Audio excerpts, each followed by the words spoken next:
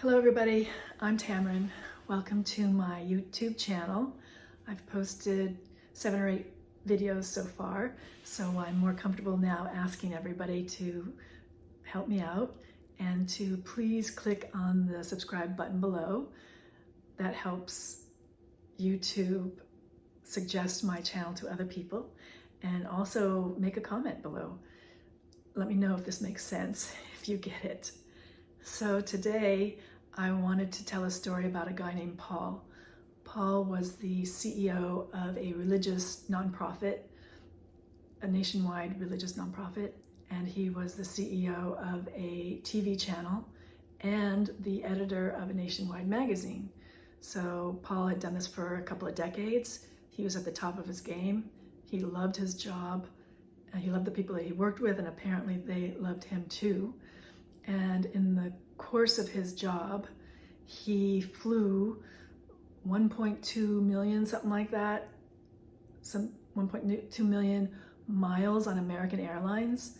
I'll post his original video, the link to his video down below. It was a TED Talk that's posted on YouTube. But anyway, he was very successful at what he did, and he flew a lot of miles. And I just want to also say that in case anybody's confused, CEOs of major nonprofits, nationwide nonprofits, are very successful financially. I don't know how much money he made, but he says he's successful, and I believe that. Just to give you an example, the CEO of Red Cross makes over $600,000 a year, and the CFO of Red Cross makes that much as well. And even the vice president of, or senior vice president of donations makes somewhere around that. And that's low. If you Google it, you'll see that organizations like the Alzheimer's Foundation or the Parkinson's Foundation, their senior executives make more than $1.5 million.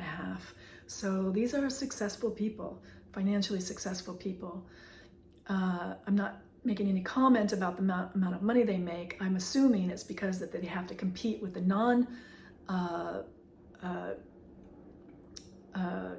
nonprofit world to attract the best people possible to run their organizations. So that's not my point. I'm just saying that Paul was a very successful person in his field. Then one day he decided to transition, and Paul became Paula. So this video is not about trans issues. I know nothing about that.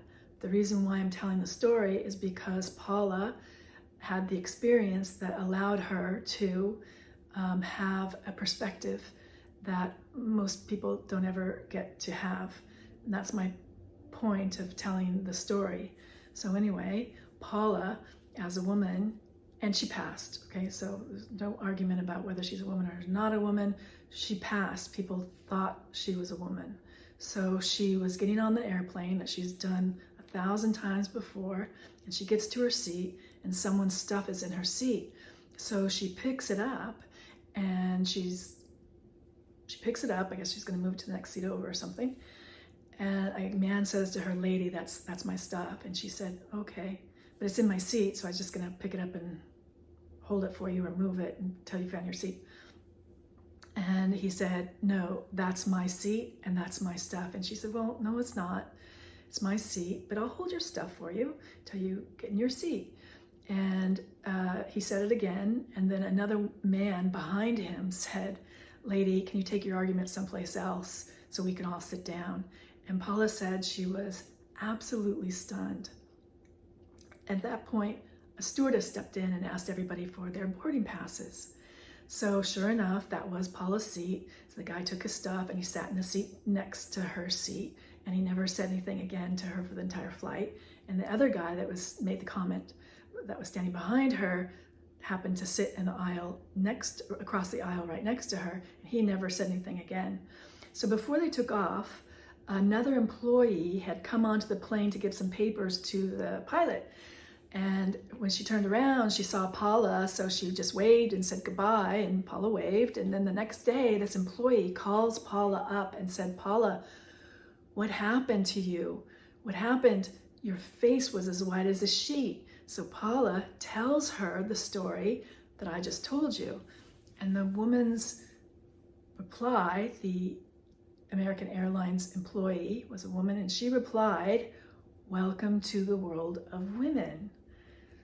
So Paula said the reason why she was astonished is that she has been in this situation hundreds of times because she's flown 1.2 million miles, but never in her experience as a man has anyone ever talked to her that way.